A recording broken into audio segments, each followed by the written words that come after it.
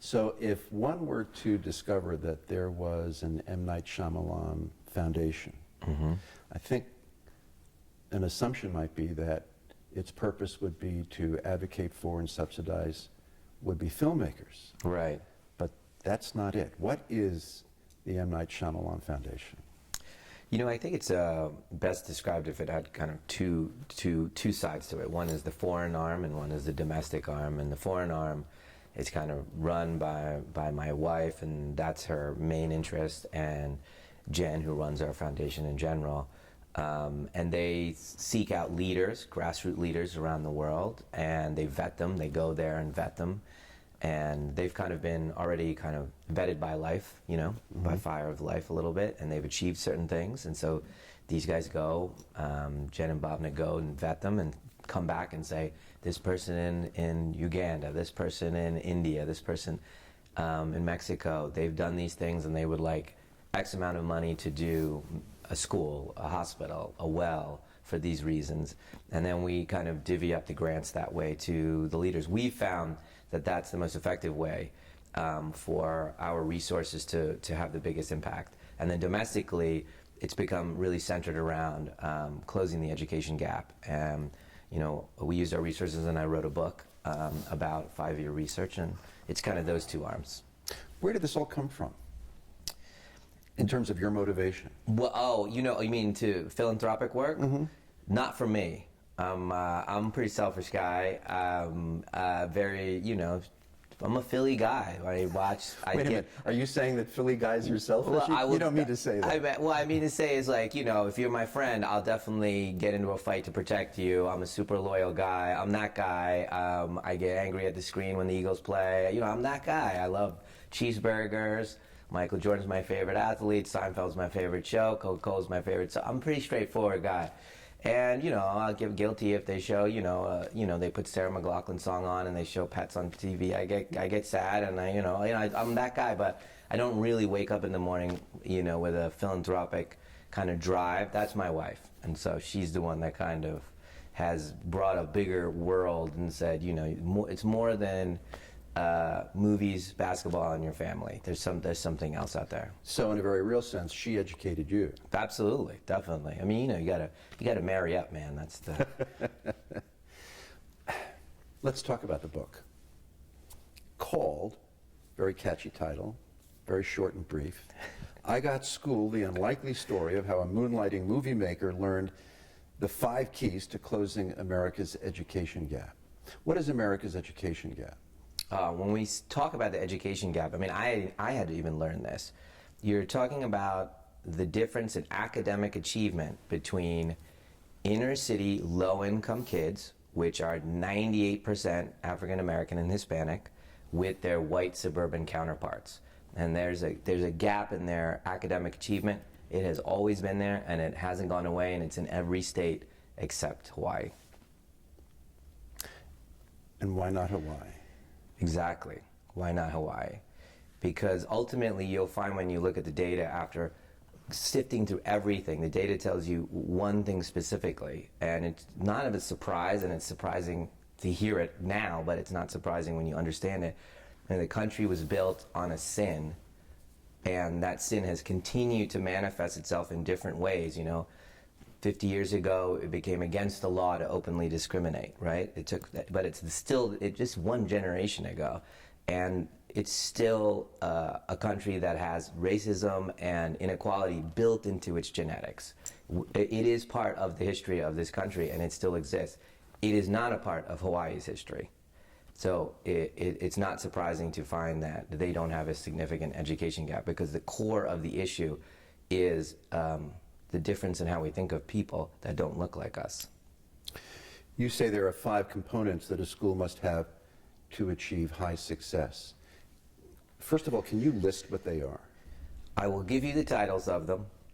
I'm hesitant to do so because they're much more complicated than a one-sentence thing. But those 5 things are: no roadblock teachers, the balance of leadership, what that looks like, smaller schools, more time, and feedback.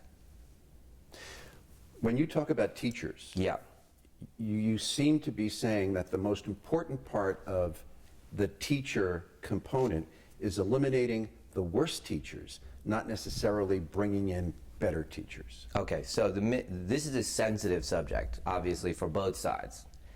The misunderstanding is that the most important thing to do is get rid of our worst teachers. That's actually not what the data suggests, okay? If you had to rank them, that wouldn't be first, that wouldn't be second, that wouldn't be third. It would be somewhere like fourth or fifth, just to give you a sense of like how heated you want to get about this. And what we're trying to do is find an answer for the whole system where the great majorities of the teachers that exist in the system can work and close the achievement gap. That's the fundamental rule here. How important are teachers? The top 20% of teachers could close the gap by themselves. That's all you would need. If everybody in these inner city schools could be taught by just the top 20% of teachers, they themselves could close the gap, and they could do it in 4 years.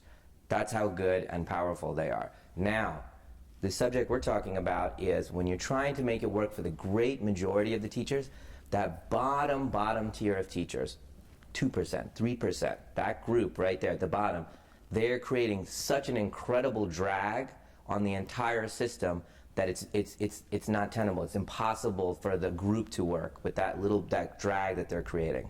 And you have said in the book, ineffective teachers cost their students way more than effective teachers can pay back.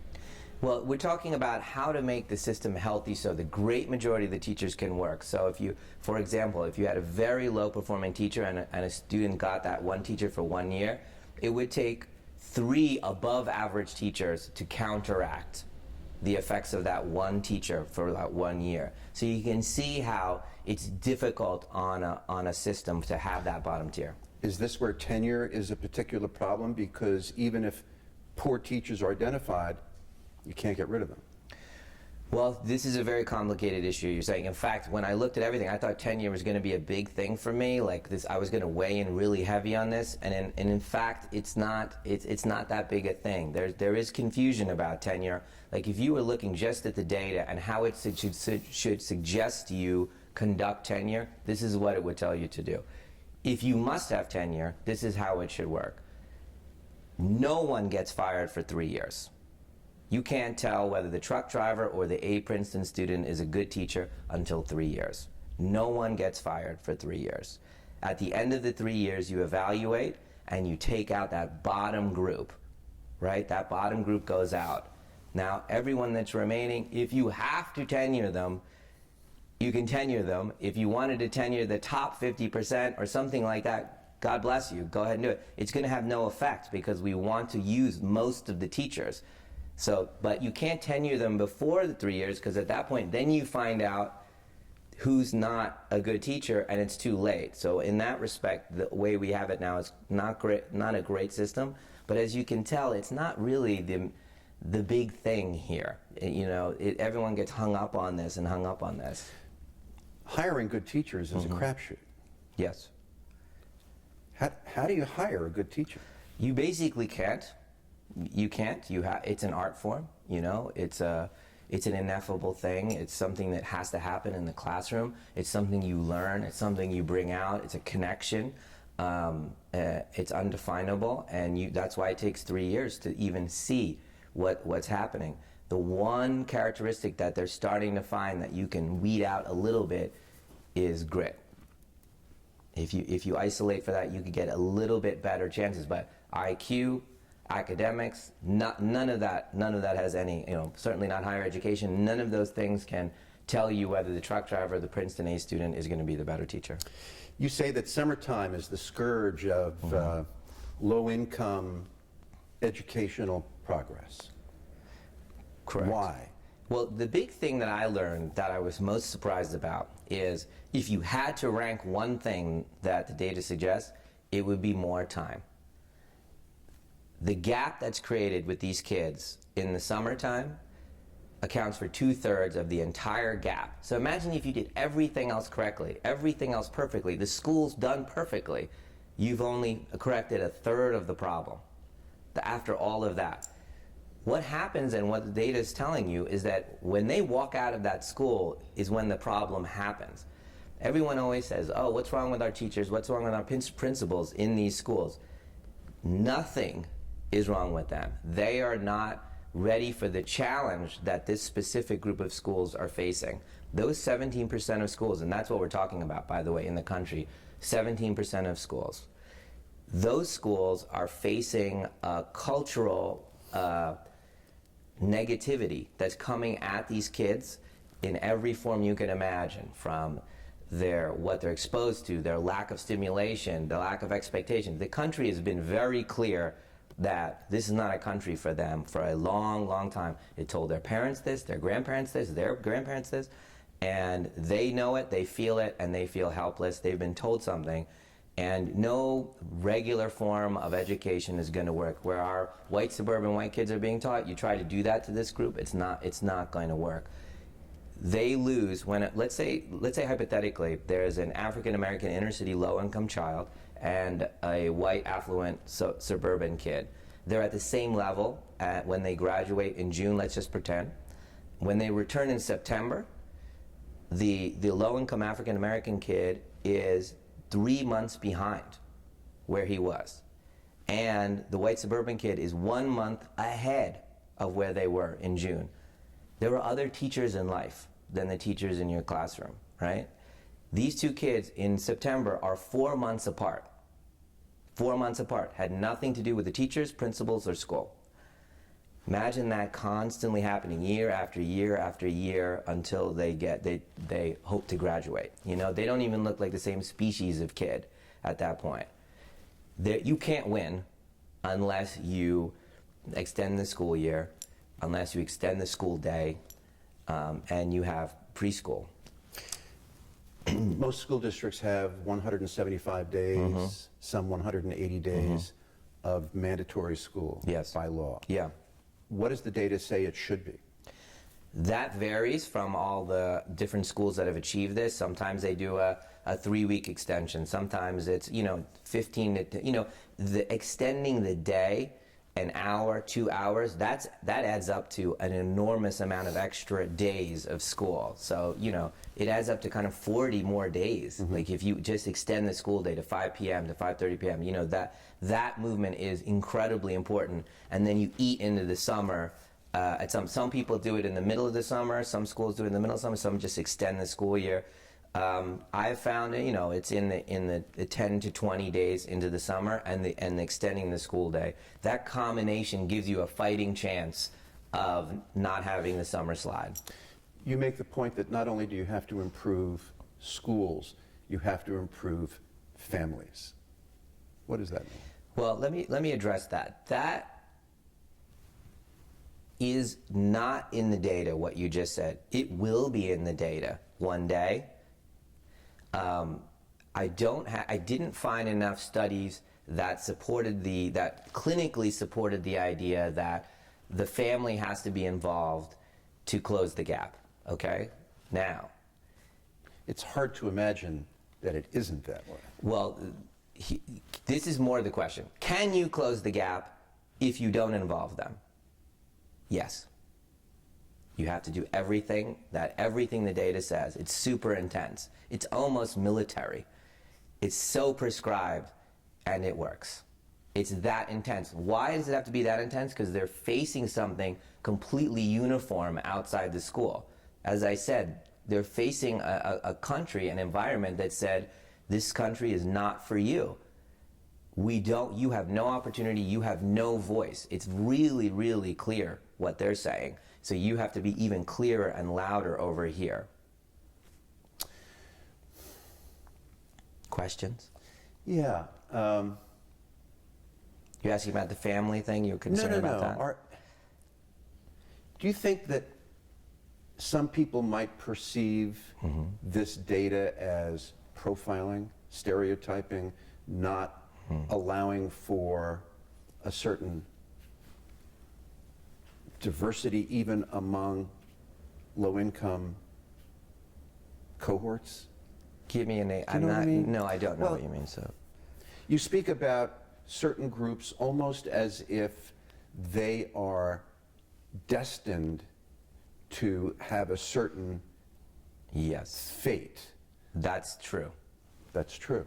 That's true. You can, at third grade, you can tell whether they're going to be in jail. That's straight. Whether a certain percentage of them will be in Yes, jail. you can literally. There's a straight line.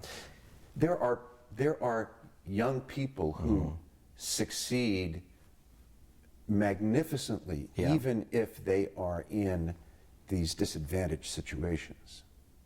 And it almost sounds like you're not allowing for that possibility. Me? The data that you Yeah, talk well, about. what you just said, like, I'll give you, for example, we gave scholarships to valedictorians from these schools. They were not ready. The very best of these kids. It's an environment it's not helping the kids there. You know, I guess what you're misunderstanding is that those are the kids that have the worst situations outside of school, and they're coming in, and so they need the most support, the most intense kind of rebuilding from the inside for them to have the greatest opportunities. Can those kids outperform the white suburban kids? Absolutely. Absolutely, and they're doing it regularly now, outperforming the white suburban kids. I truly believe once this is enacted in the 17% of schools, these will be the best schools in the United States, and they should be, because we owe this group that. And the white suburban schools are going to start to copy what's happening in these schools. You also make the point that if you eliminate the bottom rung, I forget the percentage, that the United States does very well, thank you, compared to these Yeah. other countries that seem to be much higher up on the list. Yeah, when you look at us in general right now, in aggregate to the world, I think we are right next to Liechtenstein, you know, right in the middle there, you know, and not with the powerhouses and not with the people, the countries that you'd expect. Now, if you just looked at our schools in the United States that had a modest amount of poverty, right? That had 10% of disadvantaged children in their schools, okay? A normal amount, which means that you're looking at schools that are predominantly white in the United States, we would be number one in the world. Number one in the world by a lot. Point being, we are teaching our white children pretty damn well. Pretty damn well. There's another group that needs a different type of teaching. Has nothing to do with their ability, by the way. It's been proven over and over. They just need to be approached differently because we have certainly taught them something outside the school that we have to unteach them. So the legacy of the great American sin, Yes. being slavery, Yeah. is very much alive. Alive and well, and, you know, proven every single day. I mean, that's what this is about. At the end of the day, I know people get very upset about that thinking of it that way, but until we're honest about it, that there's you know, even smart and well-educated African American kids have to code switch when they go back to that environment. It's just known. Why do they need to code switch? Because they go back to the original architecture, social architecture that exists. It's a very third world kind of thinking, by the way. Class distinctions like this. You know, I'm from India, and it defines what a third world is. When you have a low value of life, that's what defines you as a third world country. That my grandma would step over the homeless person to get into her house and not think twice and maybe even kick him. That's why India is a third world country. And our value on these children's lives is low. That's what we have running through our veins, our third world value in there. And it's just the way the world is, right? You know, 1 million people die in Rwanda. We didn't even know till they made a movie. I didn't even know it happened. 1 million people die in Paris, dude. The world would stop. The world would stop. We think of things differently if they don't look like us, if we don't see ourselves in them. And that's what's happening in this group. And so I just want to yell what the data says. You write a book like this to effect some change. Yeah. Who's listening? You know, it's been very heartening, all of it, I must say, on all sides. And those sides, by the way, are union sides and ed reformers and politicians, journalists. it's all been really open and unusually receptive. And I have to say this, in the 5 years of doing the research on the book, I really didn't find the enemies that I thought I was going to find. I thought I was going to find some real enemies in there of the villains in the story. And that wasn't the case. The villain was ignorance. And everyone is guilty of that on all sides. Of, did you know this? Did you know that? And when you look at the data, everyone's positions actually make sense. How the teachers' unions kind of have circled the wagons because they've been unfairly accused. That makes sense. The ed reformers' frustrations with, why don't we enact new things? Because sometimes you get false positives, sometimes you get false negatives, those kind of things. It makes sense. Why the charter schools in general don't outperform the traditional public schools, why they're almost identical. All of it makes sense when you look at it. One last question about this. Sure. When we talk about the budget crisis in Philadelphia, for instance, but it happens everywhere. Everybody talks about class size. Yeah. We don't want classes to get bigger, and budget cutbacks will lead to that problem. Yes. You say it's not that much of a problem. Correct. That's what the data says. That's not going to close the achievement gap. In fact, no school in the United States is closing the achievement gap based on classroom size. No school. So in the data, when you look at it, it has some small positive impact in the lower grades. But it is certainly not part of the top 5 things you do to be healthy. So, for example, when I say, what is it the equivalent of? It's the health equivalent of having a pet. Having a pet has proven to extend your life. It's true. It does. It's empathy, right, emotion, all that stuff. It is not one of the 5 things that I would say to you to do to be healthy. It's a positive thing to do. However, in our particular situation, reducing classroom size puts an enormous strain on the system because you need more teachers, it's multiplying the problem, right? You need more teachers, and now we have that issue of, the principals need to have enough time with the teachers. You need enough teachers that are excellent, that they have the data. You're spreading the problem. So the data says this, and this is what you need to be clear. If you're a low-income parent and you have the choice to put your child in a small classroom and be the 14th child in a classroom with an average teacher versus the 31st student in a classroom with an excellent teacher, it's a no-brainer. 31. Your child goes to be the 31. You don't even blink. Smaller schools, though. Yeah. I know. The smaller schools is part of the answer.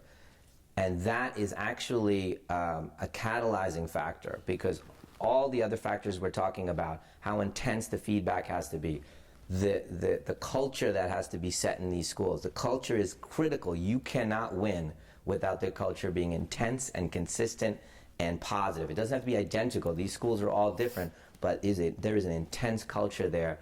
The size of the school matters in being able to achieve the things that are there. You can't lead with that. You can't just do small schools. That's just the environment that's necessary. All right. It's hard to come up with 5. Even more difficult to come up with 1. Yeah. But if you had to come up with 1, it would be more time in school. Right. Definitely. You're not going to win without that. Can we talk about movies for a minute? Sure. Do you still love making them? That's a good question. I don't think anybody's ever asked me that.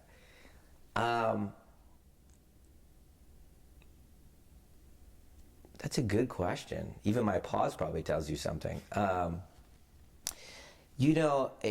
guess before, when no one cared, about the movies, it was all a win, right? There's no way to lose. And I just sat down, wrote something, and, if someone wanted to make it, my God, it's amazing, and if a star wanted to be in it, unbelievable, and it got a distribution, amazing, and, it's the names in the theater, this is amazing. You can't, it's that feeling that's not there anymore that I wish was there, that kind of the innocence of the beginning of it all. There's this weird thing that happens, I think, with one being famous it's like being in high school forever. It's taxing. Everybody's talking about you in many ways, and you either have one of two choices. You have to find a way to distance yourself. You either play the game like you did in high school, which I'm not good at, or you try to steel yourself against it, which that's the antithesis of what an artist is supposed to do. I can't steel myself against you if you want to ask me something. That's not going to be healthy for me. And so that all of this dancing around of what we're talking about, it's all added to the simplicity of it really should just be me sitting at a desk and writing a movie and then going and making a movie with my crew and making the best movie and editing it and putting it out. And I want to continue to get back to that. That's what kind of my new mantra is, to answer your question. It almost seems like you want a situation where the only person whose reaction matters is yours. Well, no. But that's not the way the world is. No. What you want to be is present, right? That's what we want from everyone. I want you in this interview to be present, right? When you look down at the paper and I'm answering, it throws me off, right? I want you to connect with me, and it's important for me, for me to be here, you need to be here. And when anyone we talk to, when we get on the street, the teacher of our child, we want you to be present. What's the best way for me to be present? You want me to be, there's two versions of us, kind of the ones that are always kind of faking it to get along in the world. Who cares about that side of us, really? That's the politician side of us. The one that's being honest and present, that's the one that everyone wants to see and what everyone wants to be a part of. So what's the best version of that? And I gotta be honest, Philadelphia has been the greatest antidote to this, because my job is 3,000 miles away in Los Angeles, and instead of me having to steel myself and become the kind of robot person that so many of my friends have to become, because they live in the epicenter of all of that, of movie making and fame and all that stuff, I get to be away from it in Philly, and that makes me be more gentle and open, and hopefully exist more naturally and in the present. So I want to be as vulnerable and open as I can, and then everyone can react the way they want. That's everyone's right. But if I can't ever get to me being present, that's when the cycle goes wrong. Of course, now I can't look down anymore. You can look down. You can look down. No, but I want to look down when the camera's on you, not on me. Do you have thick skin when it comes to criticism of your work? I probably have two parts of me, two answers to that. I'm super sensitive guy. I probably want everyone to like me. Like if you come to my sets, it's super family oriented, I don't yell, and, everybody that works with me is family. It's super tight. So to be represented that way to the world would be my wish. That's not the thing that ultimately happens. They make up a character and they tell the story. And so I'm probably a little sensitive to that, the misrepresentations. I love, for example, I love Twitter and things, because that's our chance to be one-to-one to thing. So if I said, oh, I was terrible at basketball today, I should never play basketball again, that now comment the way you thought the character was commenting of Night Shyamalan when you were writing about him. It's harder, right? It's harder to do what you were about to do, to make him black and white or two-dimensional. Now, the other side of this is I am dogmatic about my creative value system, and I'll go down in flames for it. So if one day you find out that we need to do CGI porn only to make movies, that's what I call it, CGI porn, where there's 5,000 shots of CGI, if that's the only way we can make movies anymore and the story doesn't matter, then I don't have a job. And I'll go down in flames for that, and I won't join the system in that manner. And I'll continue to try to fight for the type of storytelling that I find meaningful, textural, slower, tonal stuff that's harder and harder to put through the system. It's no secret, and I'm sure you know this far better than I, but you have been criticized for the last several films that you have done in ways that didn't exist for the first 3 or 4 films that you did. And it almost seems like critics get angry with you. What are you doing? What have you done? This isn't right. This is not what you're brilliant at. Why are you doing this? Do you know what I mean? It's almost like interesting. it's almost like critics have gotten personal with you. Yeah. Why do you think that is? You know, I haven't spent a lot of time on this subject, and probably a smart person would. I was thinking about this the other day. I really spent very little time on this subject. I'm much more interested in being inspired and artists and reading great books and things like that than trying to figure out the system. But again, that's probably making me get hurt in the system because I'm not spending any time thinking about the system. Now, here's the thing, the reality. What your perception of what's happened is not exactly what's happened. Like when I think of somebody like Justin Timberlake, I have a feeling about, I think I know what has happened to him. He was in NSYNC, then he had this, and then he that, and now he's here.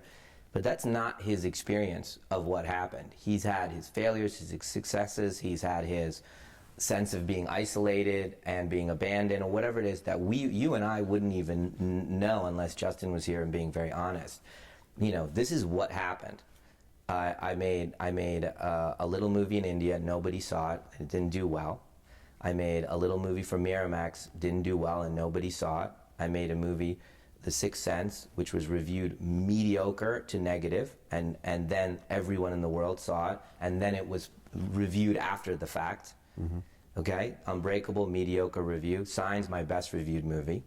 It was my most popcorn movie to that point, and still probably my most popcorn movie, which tells you a little bit about the system. If you play the game, you're good. Oh, he's doing a great job. Then Lady, which was actually my number one audience, Lady in the Water, my number one audience movie. It was a very small movie, but the people that came to see it loved it more than any of my movies. Was kind of mediocre. It's always been in this way. I've never been a critic's darling. I think primarily, I don't know if this is a guess, because I'm a fairly earnest guy, as you can probably tell. I'm a very positive guy. I'm naive. I'm very emotional. I'm okay with being emotional. These are all sins. Everything I'm saying is sins. This will get you obliterated.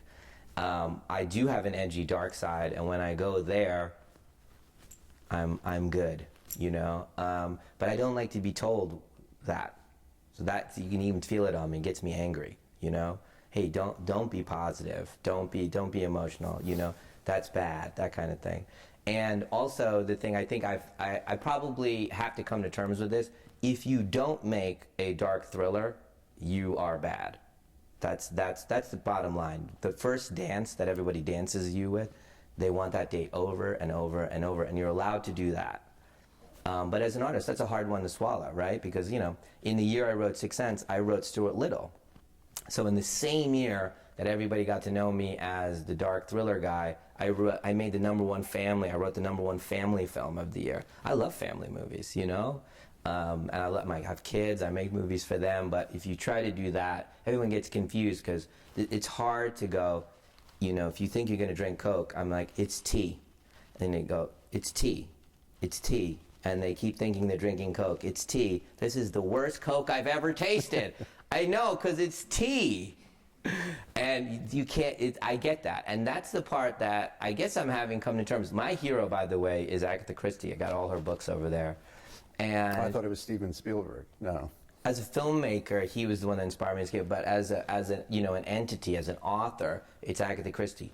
She did the thing that she was allowed to do over and over and over again. And when she didn't, she did it under a pseudonym.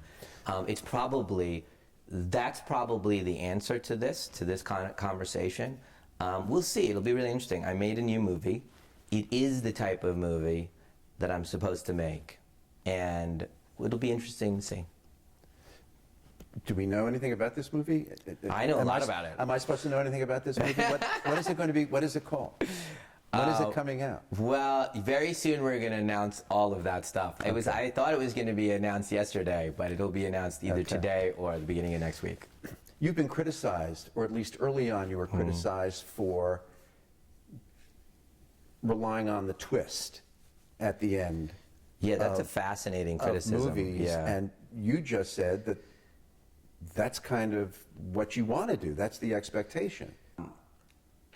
That I'm not even sure that's something I would say is the what they claim is the prevailing issue. Again, I've spent very little time analyzing what this what the issue is. Why did you make a movie After Earth that wasn't your screenplay?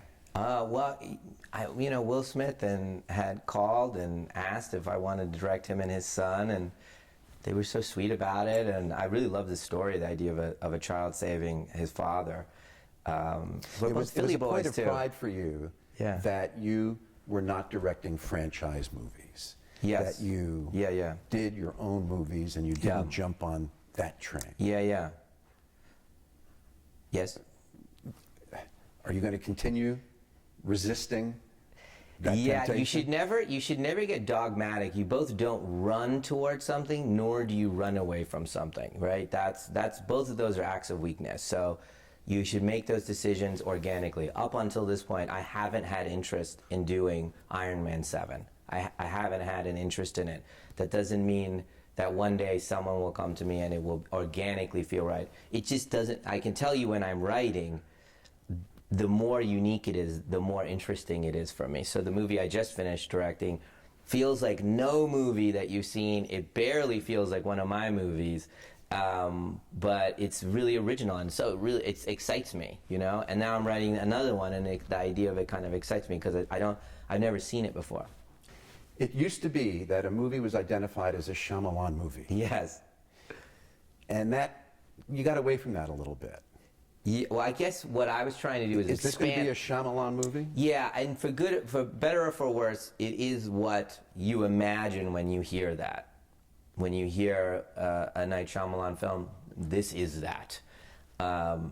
So I may be creating more of a problem for myself in the future when I try to do the romantic comedy. But you know what? I'm so bad at playing the game. I just want to paint a new painting and put it up, and I was hoping that I could just have freedom to do any version of storytelling that I want, but that's probably not realistic. That I can tell you after this many years of making movies. That's probably not realistic. How about a movie musical? I'd love to. I'd love to. I'd probably make a romantic comedy before a musical, but or just a comedy. I'd love to make one. Thank you so much. It's a pleasure. Really. And I Thank you. apologize for looking down. I know.